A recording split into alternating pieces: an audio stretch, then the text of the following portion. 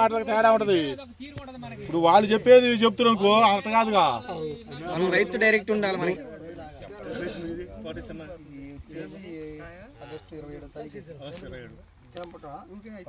తర్వాత వర్షం నాటుకుంటూ పోయా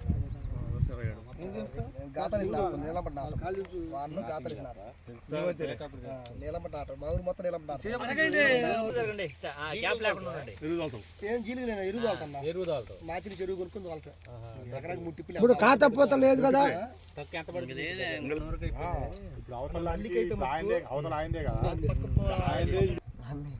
రైతు సోదరులకు నమస్కారం అండి.